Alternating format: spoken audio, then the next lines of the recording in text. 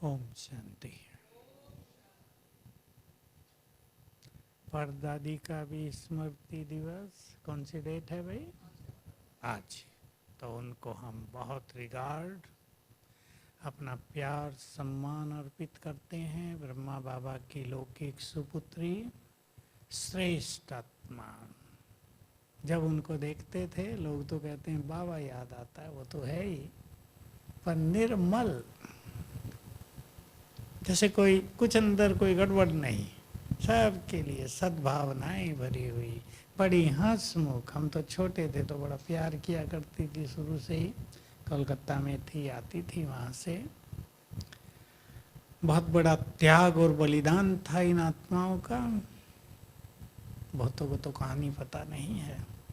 बहुत बहुत साहूकार परिवार में गई थी शादी होकर, और वहाँ से सब कुछ समर्पित कर दिया अपना। बाबा की दो आत्माओं ने ही अपना सब कुछ दे दिया था यज्ञ में। एक दादी निर्मल शांता, और लौकिक में बाबा की पुत्र वधू ब्रज इंद्रा दादी।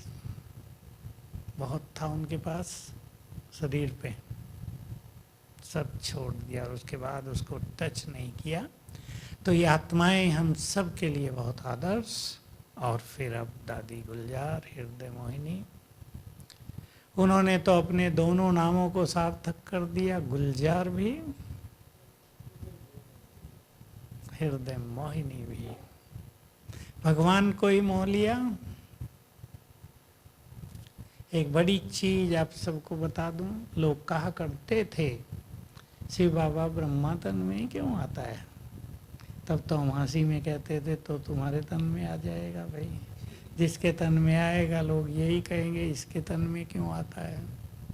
लेकिन राज ये है, आप सभी ज्ञानी आत्माएं और बुद्धिमान इस राज को जान लेंगे। देखो गांव गांव में देवियां आया करती हैं ना, वो तो नहीं देखा होगा।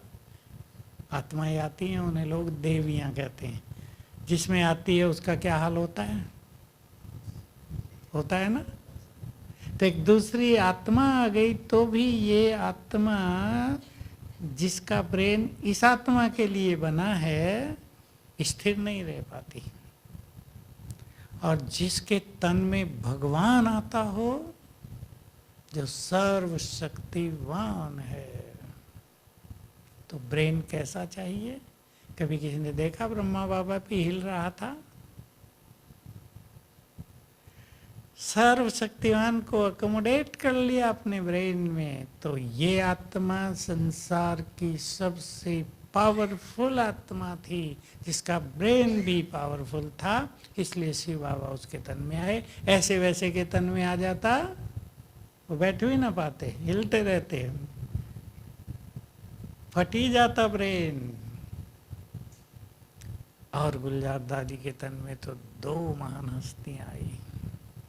सोच लो कितना पावरफुल, कितना प्योर उनका ब्रेन रहा होगा, जिसको स्वयं भगवान ने और आदि पिता ब्रह्मा ने यूज किया। थोड़ा समय नहीं, 50 साल। के लोग पूछते थे, मेरे से अभी पूछते हैं, यहाँ भी मैं बता देता हूँ। अभी मैं स्टूडियो से आ रहा, वहाँ भी ये प्रश्न था, इतनी महान हस्ती बीमार क्यों?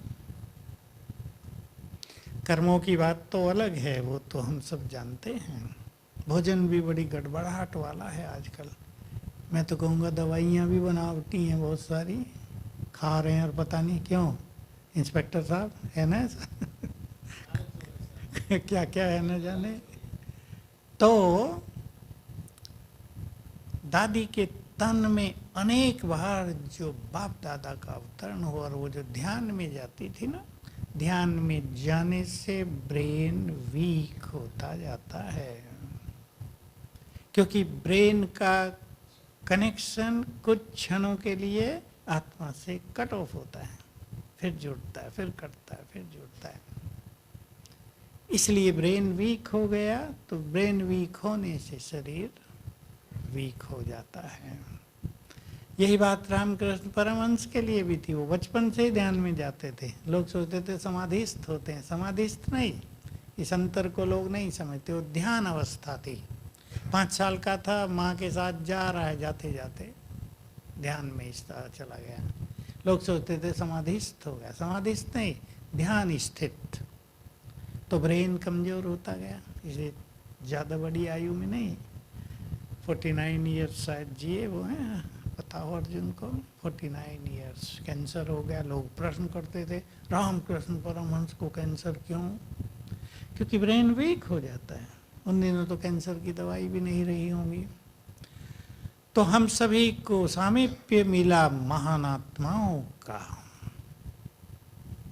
किसी घर में एक महान आत्मा हो, वो घर तीर्थ बन जाता है। और हमारे घर में डॉक्टर नितिन कितनी महान आत्माएं, और हम सब भी महान आत्माएं। तो ये जगह ही सर्वश्रेष्ठ, संसार का सबसे बड़ा तीर्थ। मैं सोचा करता हूँ, मैं गुरुद्वारे, सिखों के गुरुद्वारे में कई बार गया, नांदेड़ में। सोने का मठ दिया है अभी, ऑस्ट्रेलिया वाले सिखों ने बहुत सारा सोना भेजा और सोना मठ दिया गया। 3 मंदिर भारत में ऐसे सोने के हैं, बिल्कुल सुंदर। पता चलता है सतयुग में कैसे महल होंगे। मैं देखे हैं तीनों। तो मैंने उनसे पूछा, सिख धर्म पंजाब में, ये महाराष्ट्र में सिखों का सेकंड बड़ा गुरुद्वारा क्यों? सेकंड बड़ा, पहला अमृतसर वाला, सेकंड बड़ा वो। तो मुझे बताया किसी गुरु का नाम के फलाने गुरु यात्रा करते करते 3 दिन यहाँ रुके थे। हरीश, मैं सोचने लगा 3 दिन एक गुरु रुके। नो डाउट गुरु भी पवित्र महान आत्मा, सिखों के गुरु तो बहुत बहुत शक्तिशाली और सिद्ध पुरुष थे। 3 दिन वहाँ रुके तो सिखों के लिए तीर्थ बन गया। और जहाँ भगवान हजारों बार आए हों, वो क्या होगा? इसलिए भारत, क्या बोला तुमने?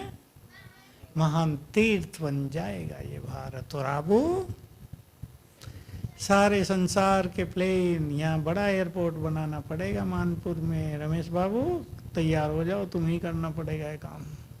बड़ा यहीं उतरा करेंगे प्लेन। महान तीर्थ, जिस स्थान पर भगवान आए और जिस स्थान पर इतनी महान आत्माएं रहती हों, हम अपने को भूले नहीं। जो पवित्र बन गए वो बहुत महान हैं। जो भगवान से मिल लिए वो बहुत महान है या नहीं? जिन्होंने भगवान को बार बार देखा और उसकी आज्ञाओं का पालन किया, बहुत महान और पुण्य आत्माएं हैं। हम अपनी छोटी मोटी बातों को ना देखें। कई बार क्या होता है, साथी कमरे में 2 रहे हुए हैं, अब दूसरा ठीक से नहीं करता, वो सारी जो एनर्जी है उसी में घूमती रहती है। ये मुझे सोने नहीं देती, ये मुझे योग नहीं करने देती, बाकी सब बात भूल जाती हैं। छोटी बातों से ऊपर उठ जाएं। हम महान हैं, बहुत बहुत पुण्य आत्माएं हैं, बड़े काम करने हैं। 2 बातों पे मैं आप सभी का ध्यान आकर्षित करूंगा। कल की मुरली किस पे थी? Silence power. अधिकतर को ये हो रहा, सुना, हाँ बहुत अच्छी, और पूरा हो गया। हम ऐसा नहीं करेंगे। हम साइलेंस पावर का सीधा अर्थ है योग की शक्ति, मन की शक्ति। मन जब शांत हो जाए तो उसमें जो शक्ति होती है उसको साइलेंस पावर कहते हैं। क्योंकि मन बहुत तेज चल रहा है। कई लोग योग भी अच्छा करते हैं, लेकिन मन की भागदौड़ के कारण उनके पास ये शक्ति रहती नहीं है। हमें इस शक्ति को बढ़ाना है और इसका यूज करना है, जो बाबा ने कहा उस तरह से, नैनों की भाषा से। बोलो, मैं तीसरा बोला इसलिए, शुभ भावनाओं से, शुद्ध संकल्पों से। जो काम हम वाणी से करते हैं, अब एक प्रयोग करेंगे सभी, आप सभी ये प्रयोग करेंगे जो यहाँ बैठे हैं। कोई व्यक्ति जो सुधर नहीं रहा है, कोई व्यक्ति जिसके कारण परिवार के सभी लोग परेशान हैं, कोई व्यक्ति जो घर में तूफान मचाए रखता है, उसको 10 मिनट सकाश दे के, सुंदर संकल्प दे के उसके संकल्पों को चेंज करेंगे। जो काम हम वाणी से नहीं कर सकते हैं, ये काम वाणी से नहीं होगा। कितना भी आप उसे समझाओ, वो आपसे लड़ने लगेगा, कहेगा पहले तुम सुधरो, तुम कैसे हो मैं जानता हूँ, तुम ऐसी हो वैसी हो। तो वाणी से तो ये किया नहीं जा सकता, लेकिन शुद्ध संकल्पों की शक्ति से किया जा सकता है। तो ऐसी आत्मा को सवेरे रोज एक बार करेंगे, लेकिन इन प्रयोगों में सभी को याद रखना है, भूलना नहीं है, सेम टाइम एवरी डे, रोज वही समय, वही संकल्प। मान लो एक व्यक्ति क्रोध बोध करता है और हमें उसे शांत करना है, और हमने समय चुन लिया सवेरे 4:45 का, वही योग करके हम ये करेंगे। उसे आत्मा देखकर 5-7 मिनट सकाश दो और संकल्प दो, तुम आत्मा हो, शांत हो, शांति तुम्हारा खजाना है, तुम्हारे क्रोध से सारा परिवार तंग हो रहा है, अभी से कम करते करते छोड़ दो। तुम्हारे बच्चे तुमसे प्यार चाहते हैं, क्रोध नहीं। तुम्हारी पत्नी तुमसे प्यार चाहती है, डांट नहीं। शांत हो जाओ, समझ गए ना? रोज यही संकल्प। वो सोया होगा, जब उठेगा जैसे झटका लगेगा कि क्रोध अच्छा नहीं है, मुझे नहीं करना चाहिए, और परिवर्तन होने लगेगा। फिर ऐड करने लगो, तुम आत्मा हो, तुम तो शांत हो, शांत हो जाओ। ये साइलेंस पावर के प्रयोग सभी करेंगे, ठीक है? पसंद है तो योग की शक्ति भी अपने में जमा करेंगे, क्योंकि आगे चलकर हमें और बड़े काम करने हैं। बाबा ने उदाहरण दिया है, बहुत प्रिय उदाहरण है, प्रकृति। कभी ठंडी कभी गर्मी, प्रकृति में कैसे परिवर्तन है, और बाबा ये सब जोड़ते हैं। तुम्हारी रचना प्रकृति ये कर रही है, तुम्हारी रचना साइंस, साइंस को तो हम जानते हैं मनुष्य की रचना है। गर्मी को एसी के द्वारा ठंड में, और ठंड को हीटर के द्वारा गर्मी में बदल देती है ना। तो तुम्हारी साइलेंस पावर भी तो ये कर सकती है। तो बहुत आत्माएं आएंगी, जलते हुए चित्त को लेकर आएंगी, शीतल करना है। निराश भयभीत आत्माएं आएंगी, बल देना है। प्रकृति तूफान करेगी, अब प्रकृति का नंबर आ रहा है। हमें उसको भी कुछ समय के लिए शांत करना होगा, क्योंकि प्रकृति के प्रकोप ऐसे होंगे कि देखने वालों को लगेगा कि प्रकृति तो सब कुछ विध्वंस कर देगी। हमें उसको शांत करना होगा। कौन कर सकेंगे ये काम? बोलो, नहीं कौन हैं? नहीं, कुछ और। जो प्रकृति के मालिक बनेंगे, और सबसे पहले प्रकृति है ये शरीर, इसके मालिक। आत्मा शरीर की मालिक तो है ही, पर उल्टा हो गया है ना, शरीर मालिक बन गया है, उल्टा हो गया है। तो जितना जितना हम ये अभ्यास करेंगे, मैं आत्मा हूं ये देह है, दोनों अलग अलग, जब चाहे इससे अलग हो के परम धाम में पहुंच जाएं, फिर वहां से अवतरित हो जाएं।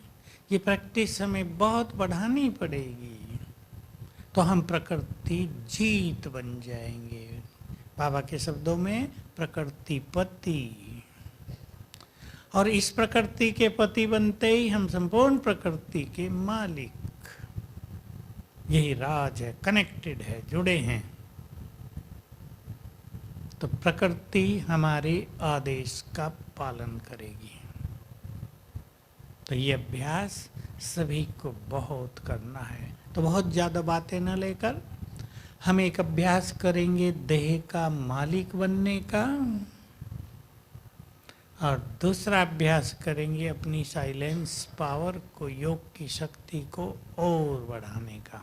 अंतर्मुक्त और एकांत का उसमें महत्व है कि अगर हम अंतर्मुखी नहीं हैं, बाह्य मुखी हैं, तो हमारी शक्तियाँ नष्ट होती रहती हैं।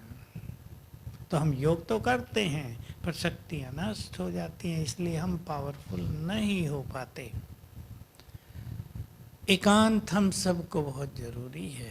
भले ही बाबा ने तो हल्का कर दिया, 1-2 मिनट तो मिल सकता है, ड्रिल कर लो। कभी मैं लाइट हाउस माइट हाउस फरिश्ता हूँ, तो कभी बीज रूप का अभ्यास, बहुत सारे अभ्यास हैं जिनकी हम चर्चा यहाँ करते रहे हैं, उनको कर लो। लेकिन इसके अलावा भी मनुष्य को एकांत अवश्य चाहिए अपने से बात करने के लिए। देखो, दूसरों से बात करने का तो मौका सबको है ना। कई तो मोबाइल पे भी अगर किसी का मोबाइल फ़ोन आ जाए तो 15 मिनट से पहले नहीं छोड़ते मिनिमम, कई तो आधा आधा घंटा टाइम होता है ना, फिर कहेंगे टाइम नहीं मिलता। टाइम तो है पर उसको यूज करना नहीं जानते। टाइम तो सबके पास है। इसलिए हम समय के मालिक बन जाएं और बड़ी बातों को थोड़े में पूरा करना सीख लें। फोन पे बहुत बातें करना अच्छा है या नहीं? बातें तो करनी पड़ेगी आपको, लेकिन 15 मिनट के बजाय 5 मिनट में पूरा कर दो। मेरे पास तो माताएं आती हैं और बड़ी दया भाव की बात होती है कि लड़का एक ही है 15 साल का और डिप्रेशन में आ गया है, अपने को कमरे में बंद कर लिया है। मैंने कहा मोबाइल का अब भी मोबाइल पे ही रहता है। अब बोलो कैसी स्थिति। माँ के लिए कितनी दुख भरी बात। मैंने कहा छुड़ा दो, नहीं छुड़ा सकते, वही उसका जीवन है। खाना ना दो चलेगा, मोबाइल पे सारा दिन रहता है। अब मैं क्या कहूँ उस माता को, आज की बात है। अब बेचारी माता, आंखों में उसके आंसू। एक ही लड़का है, वो खुद भी टीचर है। तो देखिए ये सिचुएशन कर दी ना। साइंस के वरदानों ने मनुष्य को स्थापित कर दिया कहीं कहीं मिसयूज करने से। तो हम सभी टाइम निकाल कर एकांत में अपने से बातें अवश्य करेंगे। और इम्पोर्टेंट बात यही है कि क्यों आए हैं बाबा के पास। एक और कहानी सुना, कहानी माना इवेंट, सच्ची घटना आज की ही। कहा मुझे मधुबन में मैं गया था, एक भाई ने कहा एक माता से बात करानी है, कराओ। माता अति उमंग में अपने बच्चों का त्याग करके, पति का त्याग करके, घर का त्याग करके सेंटर में आ गई, कहीं दूर उनसे छुप के। मैंने कहा भाई उन्हें बताओ कि मैं हूँ जिंदी, यहाँ हूँ, ये तो गलत कर दिया। किसी ने राय दे दी निकल जाओ घर से, मोह माया क्या करनी है। हम में से भी कई राय बहादुर ऐसे ही है ना, सीधे सीधे, जो दूसरों की मनोस्थिति को नहीं पहचानते और सीधा कहते हैं मोह में पड़ी हो माता, निकलो यहाँ से। अब निकल तो गई बेचारी, सेंटर में रहने लगी कहीं जाके। लेकिन फिर संस्कारों का टकराव, आगे तो आप सब जानते हैं, छोड़ दिया वहाँ, दिल्ली में आ गई, नौकरी कर रही है। मैंने कहा तो नौकरी करने के लिए ही बच्चों को छोड़ा था क्या? जाओ उनके पास जाओ, फिर से बच्चे मम्मी मम्मी कह के याद कर रहे हैं तुम्हें। गलती की या नहीं की? बोलो तुम छोटी बताओ, तुम्हारी माँ तुम्हें छोड़ के चल जाए कैसा रहेगा? जाती नहीं, वो कौन है इसकी मम्मी भाई? तो माताएं ये अति में गलती कर देती हैं। मैंने उसे कहा चलो तुमने छोड़ ही दिया, तुम वहाँ नहीं जाना चाहती, तुम्हारी इज्जत का सवाल है, तब तो कुछ बन के तो दिखाओ। ठीक कहा या नहीं? माताएं चुप हो गई हैं, पूरी सन्न हो गई। अरे कुछ बड़ा त्याग किया है तो कुछ बड़ा पा के रहो ना, तब तो त्याग जीवन का भाग्य बनेगा। नहीं तो त्याग जीवन को सूखा कर रहा है। त्याग के लोग विरुद्ध हो रहे हैं। त्याग गलत चीज है, जीवन को सूखा कर देता है। त्याग किया है तो श्रेष्ठ भाग्य के अधिकारी बन जाएं। मैं उसको समझाया, फिर माता जी को कहा, मैंने कहा कल तुमसे बात करूंगा ठीक से। अब बेचारी का जीवन सुखी तो हो जाए, या तो वही अपने घर जाओ, उनसे बात करो, वो इंतजार कर रहे होंगे। क्योंकि ये भी होता है, बच्चों की बद्दुआएं माँ को सुखी नहीं रहने देती। माताओं को ध्यान रखना है, निर्मोही तो बनना है, पर इस तरह नहीं कि आप उन्हें दुखी करके छोड़ के भाग चलो, ये नहीं। अब हम आ जाते हैं उस दिन की बाबा की बात पर, मैंपन का त्याग और क्रोध का त्याग। याद है सबको? यहाँ जो बैठे हैं किस किस ने बहुत क्रोध का त्याग कर दिया? हाथ उठाओ। बहुत, थोड़ा बहुत बचाओ, नो प्रॉब्लम। धीरे धीरे उठा रहे, क्या बात, सोच रहे हैं कितना बचा है? अच्छा, जो पूरा छोड़ देना चाहते हैं वो हाथ उठाओ। बहुत अच्छा, क्योंकि चित्त निर्मल होगा इससे। क्रोध की बातें तो बहुत हैं। बाबा ने भी क्या कहा था, सुंदर बात, क्रोध आता नहीं। बोलो, इतने जल्दी भूल गए? क्रोध आता नहीं, दिलाया जाता है। बात ही ऐसी थी बाबा, आप भी होते तो आपको भी क्रोध आ जाता, भगवान को भी आ जाता। उसको तो क्रोध करना आता ही नहीं, संस्कार ही नहीं।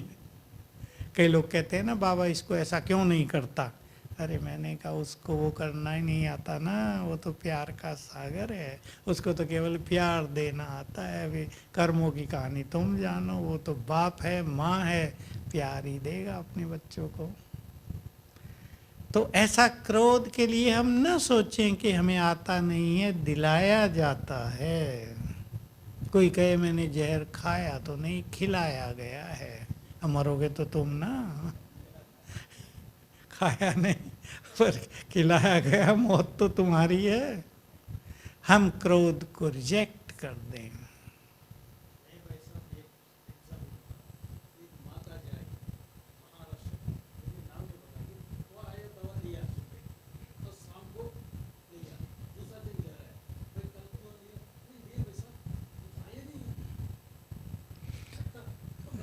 हाँ हाँ, तो आपको गुस्सा आया नहीं उस पर? भाई एक माता दवाई बार बार ले रही और इकट्ठा कर रही है। अब इंस्पेक्टर साहब तो पहचान लेते हैं सबको, तो कहा क्यों ले रही? तुम्हारे बाप का है, मेरे बाप का है। तो भिन्न भिन्न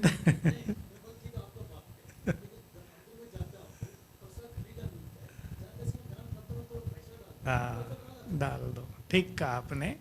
तो भिन्न भिन्न तरह के लोग तो मिलेंगे जो क्रोध दिलाएंगे, परंतु करना या न करना अब हमारी मर्जी। तुमने तो बड़ा अच्छा बोला। तो तुम करेगी या नहीं? तुम्हें नहीं आता, देखो देवी है ये तो, भाई छोटी कन्या देवी है। तो हम सभी सवेरे उठ के 3 संकल्प किया करें। इनको पहले संकल्प बना ले कुछ दिन के लिए, फिर योग करना। बाबा को गुड मॉर्निंग किया और मैं विजयी रतन हूँ, क्रोध मुक्त हूँ, शांत हूँ। इसी तरह करेंगे, मैं विजयी रत्न हूँ, क्रोध मुक्त हूँ, शांत हूँ। तो शांति बढ़ती जाएगी, क्रोध घटता जाएगा। 21 दिन कर लेना और लक्ष्य बना लेना कि कोई कुछ भी कहे हमें गर्म नहीं होना है, हम तो शीतल होने आए हैं ना। बातें तो आएंगी और चली जाएंगी। गुस्सा आता है तो फिर सारा दिन ऐसे ही। आज एक गुस्से की बात आई सामने, कहानी सुना देता हूँ। एक बहन माता हमारे साथ गई थी मॉरिशस। वो पानी से बहुत डरती थी। जब प्लेन उतरा तो चारों ओर पानी था। मॉरिशस छोटा सा एक जैसा भारत का एक जिला, इतना बड़ा है, चारों ओर सागर। अब वो पीली हो गई। मैंने कहा क्यों बहन जी, मजा नहीं आया यहाँ उतर के? कहा डर लग रहा है। मैं क्या, किसका? कहा पानी का। वो पानी से बहुत डरती थी, उसका पति था और बच्ची। मैंने कहा अब इसका पानी का डर निकालना है मुझे। तो सागर में जा रहे थे नाव पे घूमने, तो मैं उसे कहा चलो। वो जाए नहीं जी, पानी में पैर न रखे, इतना पानी जो पैर डूबे भी नहीं, नीचे का पंजा, तो वो उसमें पैर न रखे। तो समझाया उसके पति ने भी, चलो। कहा तुम अगर मेरा हाथ पकड़ लो तो मैं आ सकती हूँ। मैंने हाथ पकड़ा, चलो। गई अंदर, और अंदर ले गई, और अंदर ले गए, नाव में बैठा दिया। अब नाव तो दूर चली गई, उसका डर निकाल दिया हमने। कहा टीवी पर भी अगर पानी आ जाता है तो मैं भयभीत होती हूँ, इसके कुछ कारण होते हैं। निकल गया भय। तो आज मिलने आए थे। मैंने कहा माता जी ये पानी से डरती तो नहीं है? उसका पति कहता है तो इतनी निडर बन गई कि हमें डराती है अब। कहा भाई क्या करूं, मुझे गुस्सा आता है, और एक बार गुस्सा आ जाता है ना तो सारा दिन बिगड़ जाता है मेरा, क्योंकि ज्ञानी आत्मा है ना, फिर दिल खाता रहता है हमने ये क्या कर दिया, बुरा बोल दिया। गुस्से में वचन कड़वे हो ही जाते हैं। तो फिर आज मैंने उसको यही विधि कराई कि तुम 3 मास कर लो और सदा के लिए मुक्त हो जाओ। क्योंकि क्रोध से क्या होता है, घर का माहौल कैसा हो जाता है? बताओ ना, उत्तर सबको अनुभव है। अशांत, खुशी का नाम नहीं, दबा दबा प्रेशर में माहौल। बच्चे बेचारे दुबके हुए जैसे चूहे बिल में घुस गए हों, पापा मम्मी का प्यार के इच्छुक, और वहाँ तो डर ही डर। पता नहीं मम्मी को कह दिया भूख लगी है तो भी ये थप्पड़ ही ना मिले, भूख लगी है अभी, ये अभी तो खाया था। भय का माहौल हो जाता है ना। बचेंगे इससे, अपने लिए भी और अपने परिवार के लिए भी। सभी जो यहाँ बैठे हैं और जो सुनेंगे, अपने अपने परिवारों में खुशी का माहौल बनाना है सबको। हम किसी को कुछ दे न दें, खुशी तो दे सकते हैं, और खुशी बहुत बड़ा खजाना है। बोलो तैयार है? शांतिवन वाले अपने अपने डिपार्टमेंट में अपने अपने साथियों को खुशी प्रदान करेंगे, बातों को तूल नहीं देंगे। बातें बड़ी या हमारी खुशी बड़ी? बोलो इधर से।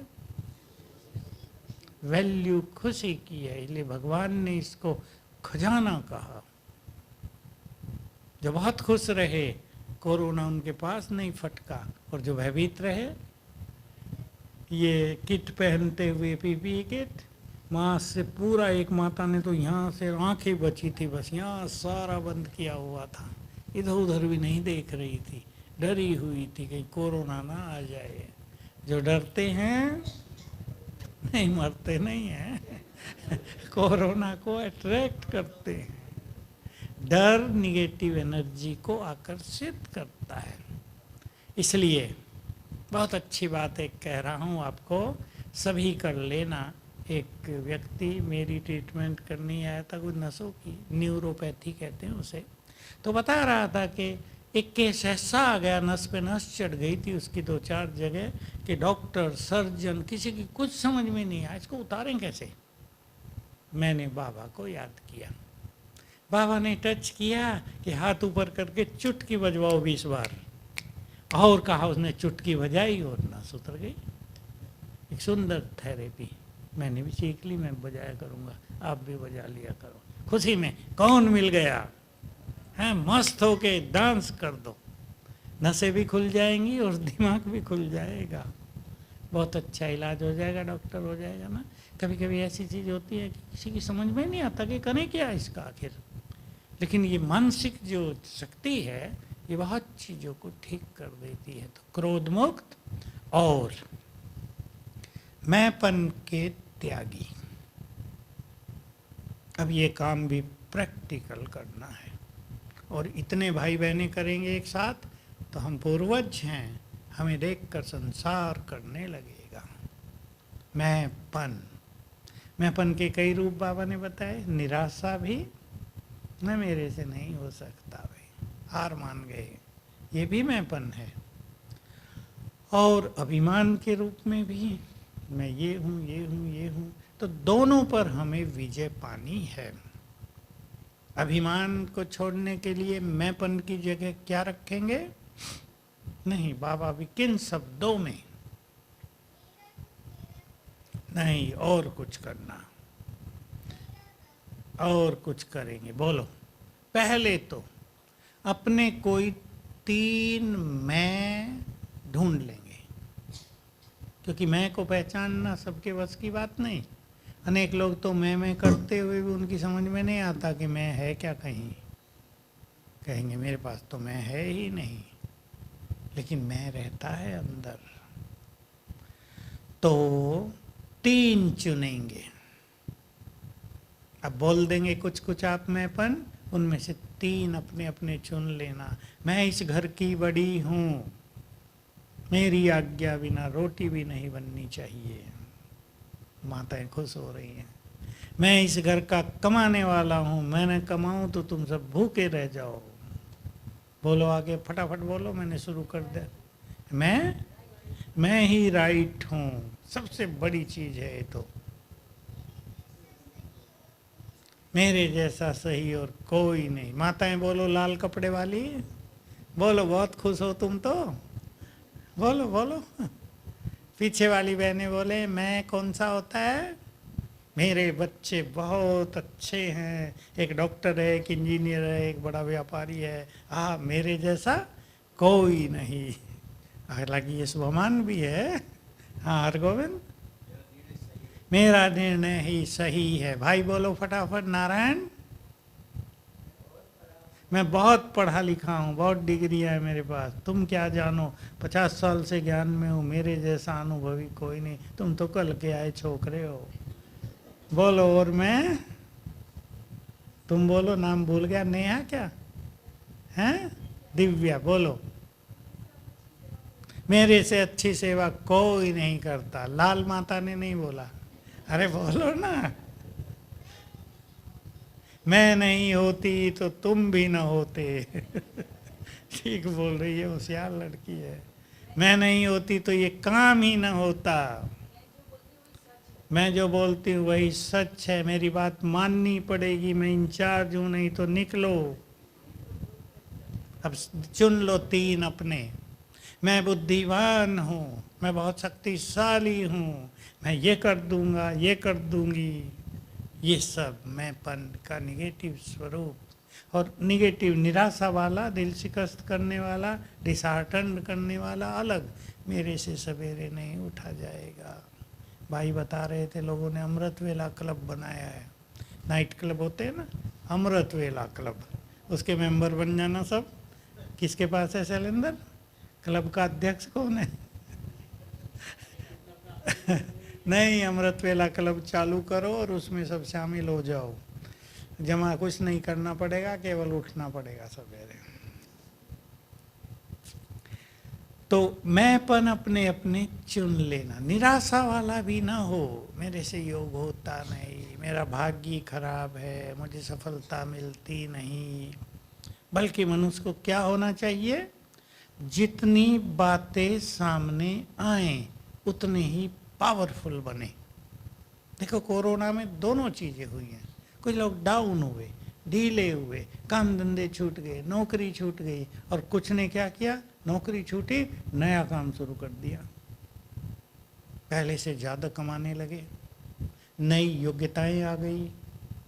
तो वो व्यक्ति जो कभी निराश नहीं होता और अपना मार्ग ढूंढ लेता है, उसे कोई रोक नहीं सकता। इसलिए ये जो निगेटिव मैंपन है, कमजोरी के, मुझे खुशी नहीं रहती, लोग मुझे बहुत बोलते हैं, ये न बोलें तो मैं बहुत खुश रहूं। पर वो क्यों न बोले? उनका तो जन्म ही बोलने के लिए हुआ है, क्यों नहीं बोलेंगे वो?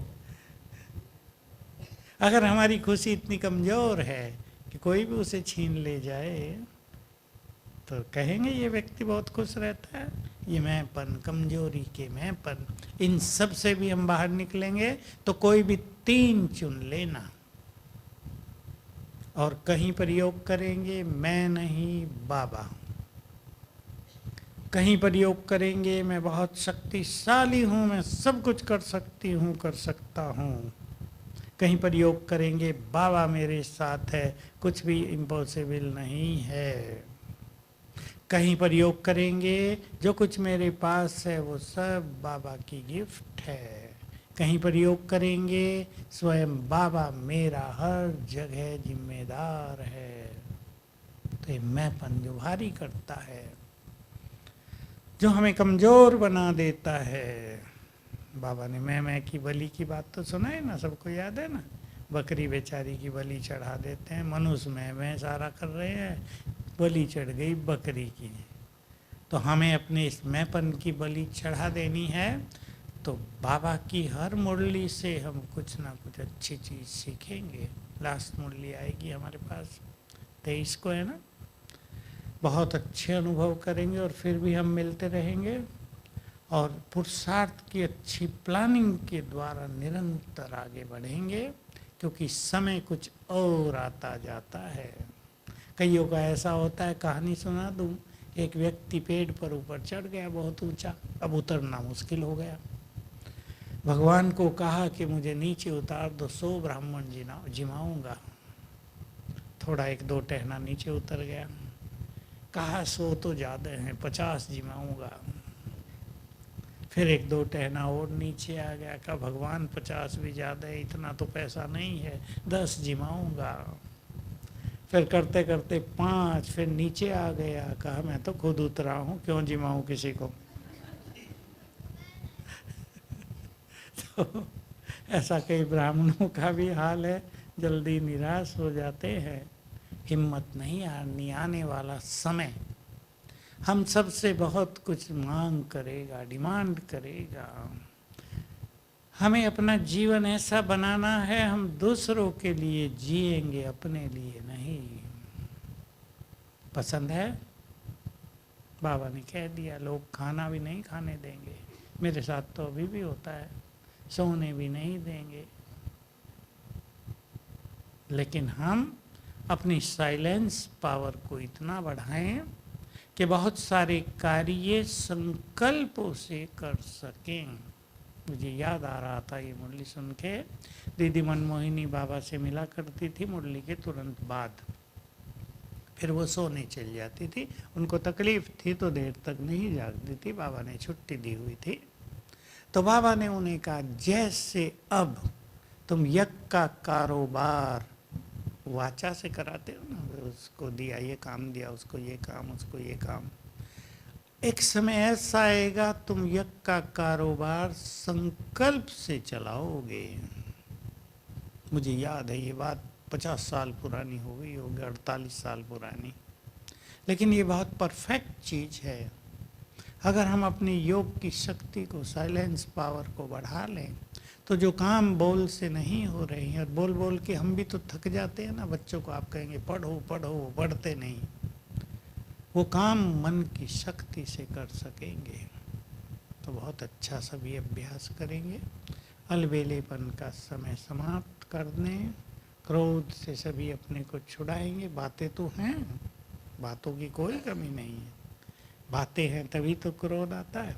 लेकिन हमारा ऐसा हो कि क्रोध हमारा संस्कार न बन जाए कि वो आता ही रहता है, बिना मतलब भी आता है। अकेले बैठे हैं तो भी आता रहता है।